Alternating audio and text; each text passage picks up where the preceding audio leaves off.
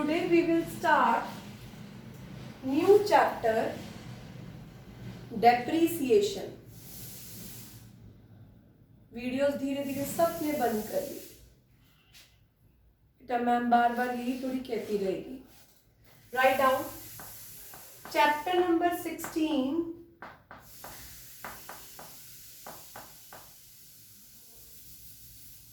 depreciation.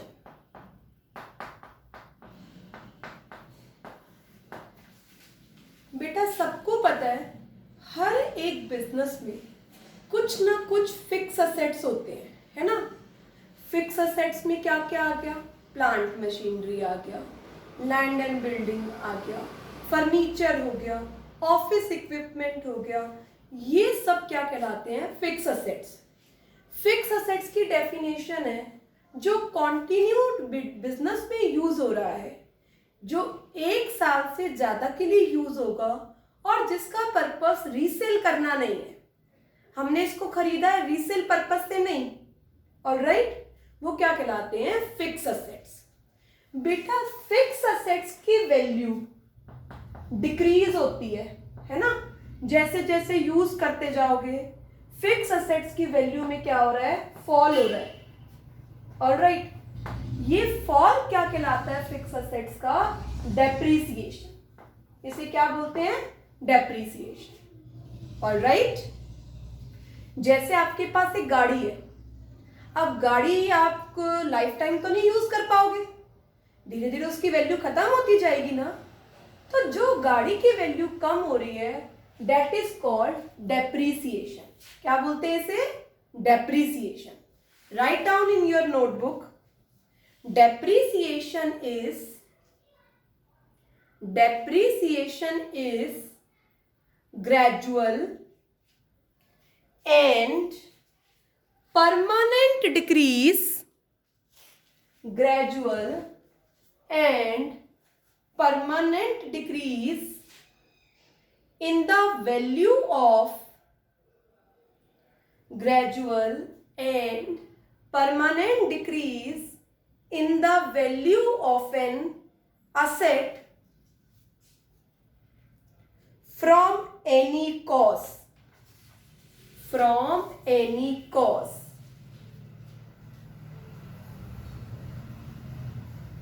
Alright, तो depreciation क्या हुआ? डेप्रीसिएशन डिक्लाइन है फिक्स असेट्स की वैल्यू में. डेप्रीसिएशन परमानेंट नेचर का है. एक बार आपने उसकी वैल्यू कम कर दी असेट की तो आप उसे रिस्टोर नहीं करेंगे, वो आपको कम वैल्यू ही बुक्स ऑफ अकाउंट्स में रिकॉर्ड करनी होगी. डेप्रीसिएशन ग्रेजुअल और कॉन्टिन्यूइंग है. ऐसा नहीं है कि एक ही बार में सारी वैल्यू डेप्रीशिएट कर दो. धीरे धीरे आपको उसकी वैल्यू को क्या करना है? कम करना है. डेप्रीसिएशन से जो बुक वैल्यू है ना, जो आपने असेट की वैल्यू बुक्स में रिकॉर्ड करी हुई है वो कम होती है, मार्केट वैल्यू कम नहीं होती है. हिस्टोरिकल कॉस्ट पर रिकॉर्ड करते हो ना, धीरे धीरे उस पर डेप लगाओगे, डेप्रीसिएशन लगाओगे तो वो बुक वैल्यू कम होती चली जाएगी. ऑलराइट, और जो इनटेंजिबल असेट्स हैं, जो इनटेंजिबल असेट्स हैं जैसे पेटेंट्स हो गया, कॉपीराइट हो गया, ट्रेडमार्क हो गया, उस पर वर्ड डिप्लीशन यूज होता है, डेप्रीसिएशन नहीं. तो depreciation word tangible fixed assets के लिए यूज होता है. ऑलराइट, डेप्रीसिएशन किसके लिए यूज होता है? Tangible fixed assets. बेटा डेप्रीसिएशन एक नॉन कैश एक्सपेंस है. आप किसी को पे करके नहीं आते. आप असेट्स की वैल्यू कम कर रहे हैं तो वो पैसा आप किसी को देकर नहीं आ रहे हैं. क्या है? नॉन कैश एक्सपेंस है और टेंजिबल फिक्स असेट्स पर लगता है. जो इनटेंजिबल फिक्स असेट्स पर लगता है उसे बोलते हैं डिप्लीशन. डिप्लीट हो रही है उनकी वैल्यू, या अमोर्टाइजेशन. ठीक है, वहां डेप्रीसिएशन यूज नहीं होता. Depreciation is use for tangible fixed assets. All right, it is non-cash expense. किसी को पे कर नहीं आ रही है एक्सपेंस आप। ऑल राइट, अब डेप्रिसिएशन किस किस कारण से हो सकता है? आप फिक्स असेट्स को कांस्टेंट यूज करेंगे, लगातार यूज करेंगे, तो बच्चे उसकी वैल्यू कम होती जाएगी, तो कांस्टेंट यूज से डेप्रिसिएशन लग सकता है। एक्सपायरी ऑफ टाइम, जैसे जैसे उस असेट्स का टाइम बढ़ता जाएगा उसकी वैल्यू क्या होती जाएगी? कम होती जाएगी। ऑल राइट, चाहे वो बिजनेस में यूज हुआ है या नहीं। बेटा आपने 10 लाख की गाड़ी खरीदी थी, अपने घर के बाहर पार्क करी हुई है, आज उसे 20 साल हो गए, तो क्या उसकी वैल्यू कम नहीं होगी? आप उसे यूज नहीं करते हो। बेटा एक्सपायरी ऑफ टाइम से भी जैसे जैसे टाइम चलता जाएगा उसकी वैल्यू क्या होती जाएगी? कम होती जाएगी। और क्या हो सकता है? लेटर सपोज आपने पुनीत कोई लीगल राइट लिया है, ठीक है, किसी चीज का लाइसेंस लिया है, वो लाइसेंस आपने 25 लाख रुपए का लिया है 10 साल के लिए, तो धीरे धीरे आपको उस लाइसेंस की वैल्यू क्या करनी होगी? कम करनी होगी। लीगल राइट्स के केस में भी डेप्रिसिएशन इस तरीके से ही लगता है। बेटा आपको पता है न्यू टेक्नोलॉजी आते ही पुरानी टेक्नोलॉजी ऑब्सोलीट हो जाती है, आउटडेटेड हो जाती है। जब कलर टीवी आए तो black and white TV absolute हो गए, तो वो भी क्या माना जाता है? उनकी वैल्यू डेप्रिशिएट हो गई। अगर आपका असेट को कोई लॉस हो गया, फायर लग गई, थेफ्ट लग गया, तो एक्सीडेंट के केस में भी क्या मानेंगे? वो डेप्रिसिएशन है। जैसे कोल माइंस हैं आपके पास, ऑयल वेल्स हैं, वहां डेप्रिसिएशन वर्ड यूज नहीं करना, वहां डिप्लीशन वर्ड यूज करना है। अगर असेट्स की वैल्यू परमानेंट डिक्लाइन हो गई है, परमानेंट डिक्लाइन हो गई है, तो भी आप उसे क्या मानते हैं? डेप्रिशिएशन मानते हैं। तो दीज आर सर्टेन कॉजेस जिसके कारण क्या लगता है? डेप्रिसिएशन लगता है। अब एक बात आती है, मैम क्या डेप्रिसिएशन लगाना जरूरी है या हमारी मर्जी है? नहीं बेटा, डेप्रिसिएशन लगाना जरूरी है, हमारी मर्जी से नहीं है, ये लगाना होगा, इसका अकाउंटिंग स्टैंडर्ड कहता है। ऑल राइट, अब बात आती है डेप्रिसिएशन लगाने के लिए हमें 3 बातें पता होनी चाहिए। 3 फैक्टर्स हैं जो डेप्रिसिएशन की वैल्यू को इफेक्ट करते हैं। सबसे पहला फैक्टर है, write down, factor affecting, write down, factor affecting the amount of depreciation, factor affecting the amount of depreciation, factor affecting the amount of depreciation। सबसे पहला फैक्टर है पुनीत, उस असेट का टोटल कॉस्ट क्या है? Total cost of asset. जैसे machinery है, machinery 1 lakh की थी, 10,000 इंस्टॉलेशन चार्जेस लगे हैं, 5,000 कैरेज लगा है, तो मशीनरी की कॉस्ट कितनी हो गई? 1,15,000। तो सबसे पहले ये पता होना चाहिए उस असेट की कॉस्ट क्या है, फिर हमें पता होना चाहिए उसकी लाइफ कितनी है। Write down, estimated useful life of asset, वो असेट कितने साल चलेगा? बेटा वो सबके अकॉर्डिंग अलग है। कोई मान सकता है कि मेरा असेट 10 साल चलेगा, कोई मान रहा है मेरा असेट 15 साल होगा चलेगा, कोई 20 साल कह रहा है, सबके अकॉर्डिंग अलग अलग है। जो 10 साल मान रहा है वो 10 साल में राइट ऑफ कर देगा अपने असेट को डेप्रिशिएट कर कर, जो 20 साल मान रहा है वो 20 सालों में डेप्रिसिएशन लगाएगा। ऑल राइट, और तीसरी चीज आती है उसकी स्क्रैप वैल्यू क्या है। स्क्रैप वैल्यू बोल सकते हैं, साल्वेज वैल्यू बोल सकते हैं, या रेजिडुअल वैल्यू। इसका मतलब क्या है? 10 साल बाद वो असेट तो रहेगा, गुम तो नहीं हो जाएगा वो असेट। तो कबाड़ में वेस्ट में वो कितने में बिक सकता है, उसकी स्क्रैप वैल्यू क्या है। ये 3 चीजें पता होनी चाहिए डेप्रिसिएशन को लगाने के लिए। ऑलराइट, उस असेट की कॉस्ट क्या है, कितने साल चलेगा, और उसकी at the end scrap value क्या है, कितने में वो असेट बिक जाएगा। Got it. अब हमारे पास डेप्रिसिएशन लगाने के 8 मेथड्स हैं। आप पेज नंबर 16.4 देखिए, एक बार हम मेथड्स के नाम पढ़ते हैं। Straight line method SLM, written down value method WDV, NUT method, depreciation fund method, insurance policy method, revaluation method, depletion method, machine hour rate method. बेटा यहाँ पर 8 मेथड लिखे हुए हैं, पर हमारे सिलेबस में 8 मेथड नहीं है। हमारे सिलेबस में 2 ही मेथड है, स्ट्रेट लाइन मेथड, WDV। टिक कर लो फर्स्ट 2 मेथड जो हमारे सिलेबस में है। सिर्फ हमें 2 मेथड्स करने हैं, SLM, WDV। मैम ऐसा क्यों, हमें 2 मेथड्स क्यों करने हैं? क्योंकि बेटा बाकी मेथड्स की इतनी यूटिलिटी नहीं है, सब जगह वो यूज नहीं होते, स्पेसिफिक केसेस में यूज होते हैं। SLM और WDV सब यूज करते हैं, इसकी यूटिलिटी सबसे ज्यादा है, इसीलिए ये 2 मेथड फॉलो होंगे। ऑलराइट, तो सभी लोग अपनी नोटबुक में बड़ा बड़ा लिखो, स्ट्रेट लाइन मेथड। सभी बच्चे अपनी नोटबुक्स में लिखो स्ट्रेट लाइन मेथड। धीरे धीरे प्रैक्टिकल समझेंगे, थोड़ा सा प्रैक्टिकल इसका समझने लायक है, थोड़ी अंडरस्टैंडिंग लेवल आपको ज्यादा चाहिए होगी।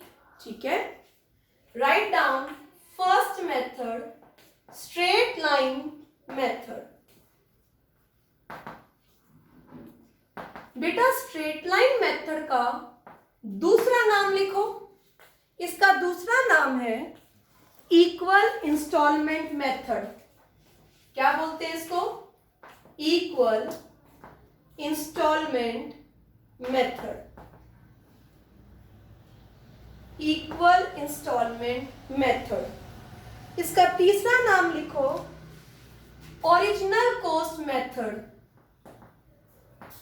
Original cost method.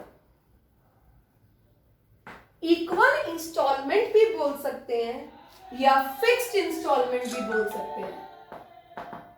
Equal instalment बोल सकते हैं या फिक्स्ड इंस्टॉलमेंट बोल सकते हैं। राइट डाउन इसमें डेप्रिसिएशन कैसे निकालना है। बेटा डेप्रिसिएशन का मीनिंग समझ आया क्या सबको? यस और नो? सक्षम, शहीन, साइना, वीडियो ऑन करो। पवन समझ आया? डेप्रिसिएशन का मतलब असेट्स की वैल्यू कम होना। ऑलराइट, चाहे वो कांस्टेंट यूज से हो रही हो, टाइम की एक्सपायरी से हो रही हो, एक्सीडेंट है, लीगल राइट्स खत्म हो रहे हैं, किसी भी कारण हो सकती है।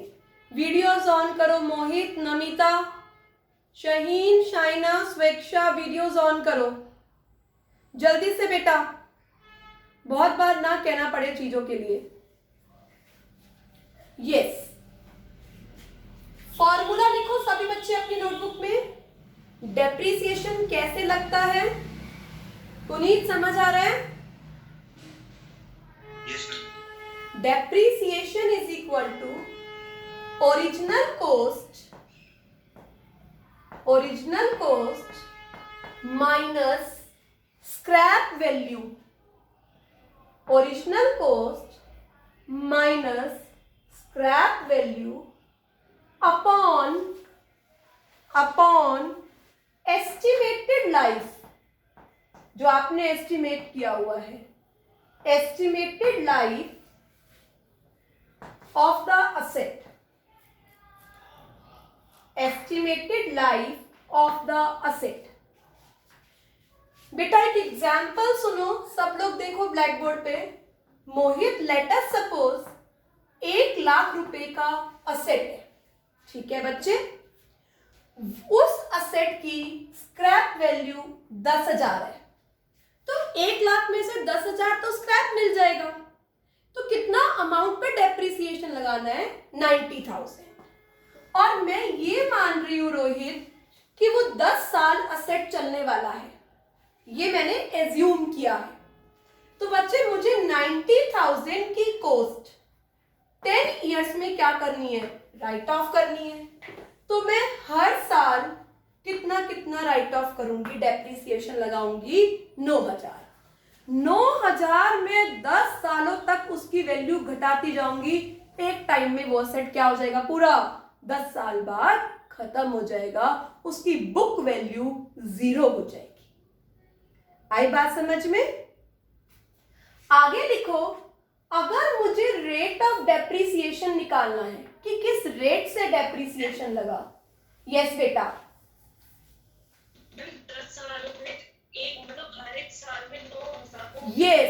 यस, हर एक साल में 9,000 का डेप्रिसिएशन लगाना है बच्चे। Got it? Rate of depreciation कैसे निकालते हैं? Write down, rate of depreciation is equal to annual depreciation. ये एनुअल डेप्रिसिएशन है कितने का? 9,000 का। Annual depreciation upon total cost of asset, annual depreciation upon total cost of asset into 100। Annual depreciation upon total cost of asset into 100। अब यहां देखो कितना annual depreciation लगा? 9,000। टोटल कॉस्ट कितनी है? 1 लाख इनटू 100। तो कितने परसेंट आ गया रेट? 9%। कितने परसेंट आ गया? 9%। तो दोनों फॉर्मूला सब लाउडली मेरे साथ बोलो। Annual depreciation is equal to total cost of assets minus scrap value upon estimated life of asset. 1 lakh original cost थी मोहित, 10,000 का बेटा डेप्रिसिएशन, 10,000 की साल्वेज वैल्यू है, 10 साल चलेगा तो हर साल 9,000 का क्या लगता जाएगा? डेप्रिसिएशन। रेट कैसे निकालते हैं? 9,000 का annual depreciation upon total cost of asset into 100। आया समझ में अच्छे से? अब मेरी बात ध्यान से सुनो। अब हम एंट्रीज करेंगे। इस चैप्टर में हमें असेट का अकाउंट तैयार करना है और डेप्रिसिएशन का अकाउंट तैयार करना है, ठीक है? तो हम जर्नल एंट्रीज करेंगे। क्या सभी बच्चों ने ये दोनों चीजें नोटिंग कर ली? Now write down journal entries. Yes बच्चे,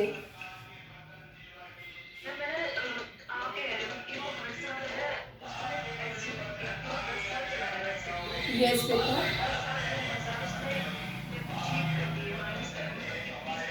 यस बेटा,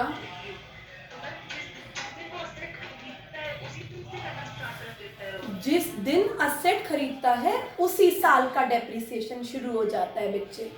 जरूरी नहीं है उसे यूज करे या ना करे, उसी साल से डेप्रिसिएशन लगता है। जैसे हम अक्टूबर में खरीदा और मार्च अकाउंटिंग ईयर एंड है, ठीक है, तो उस केस में आधे साल का डेप्रिसिएशन लगेगा मेरे बच्चे। ऑलराइट, ओके बच्चे, धीरे धीरे ये सब बातें हम सीखेंगे। Right down journal entries. किसी भी अकाउंट को बनाने से पहले हमें उसकी जर्नल एंट्रीज आनी चाहिए। मैं फिर बता रही हूं, इस चैप्टर में सब चैप्टर से ज्यादा मेहनत करनी होगी।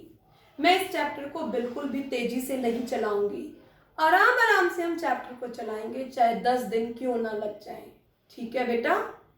पर इस चैप्टर में आपका काम ज्यादा होगा as compare to other chapters.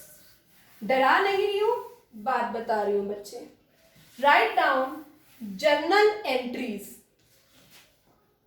लिखो बच्चे, journal entries.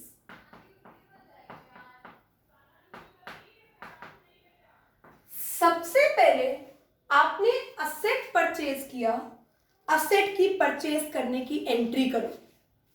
Right down 1 number, 1 number डालो। Entry for purchase of asset. Yes बेटा, आप बता सकते हैं चेक देकर असेट परचेज किया है, क्या एंट्री होगी? सबको आती है? जल्दी बोलो। एक असेट खरीदा है और पेमेंट चेक से करी है। एक असेट खरीदा है, पेमेंट चेक से करी है। इतनी देर क्लास, हम तो कितनी आगे तक पहुंच गए। Asset debit to bank account. Very good. किसने बोला?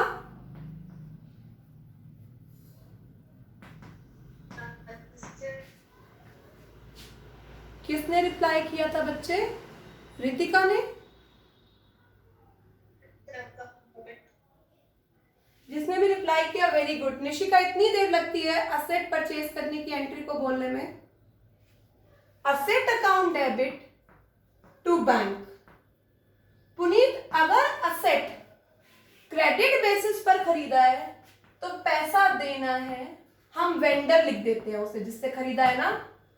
Asset account debit to bank to vendor. All right. Second number, आज क्लास 40 मिनट्स की होगी बच्चे। जो कराऊंगी मुझे मंडे को वो चीज सब याद हुई चाहिए, ऐसा ना हो कि आप पढ़ के ना आए मंडे को। आगे लिखो, entry for providing depreciation. Depreciation लगाने की एंट्री करो। अभी भी आवाज नहीं आ रही। फिक्स असेट्स पर डेप्रिसिएशन लगाने की एंट्री क्या होती है? Very good, well done. Write down, depreciation account debit to asset. Asset की वैल्यू कम हो रही है और एक एक्सपेंस हो गया डेप्रिसिएशन।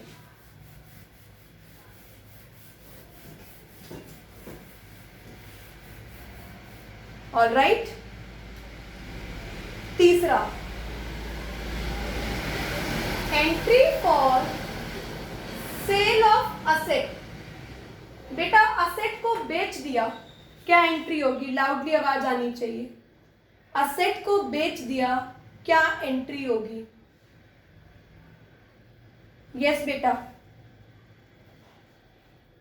असेट को सेल कर दिया, क्या एंट्री होगी? क्लास आवाज आनी चाहिए। कैश। Very good. मैं बैंक लिख रही हूं, ठीक है? ये मान रही हूं चेक से पैसा रियलाइज हुआ है। वेरी गुड बच्चे। Bank account debit to asset. ये सारी जर्नल एंट्रीज सबको क्लास मंडे की क्लास से पहले रिकॉल होनी चाहिए। फोर्थ, अब इस असेट को बेचने से क्या हो सकता है? या तो प्रॉफिट हो सकता है या लॉस हो सकता है। प्रॉफिट की एंट्री करो। Entry in case of gain on sale of asset.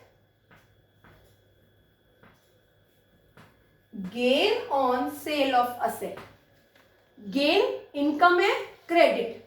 Entry करो, क्या एंट्री होगी? Asset account debit to gain on sale of asset. Asset account debit to gain on sale of asset. लिख लिया 4 number सबने? Right down 5th number. 5th number लिखो, entry in case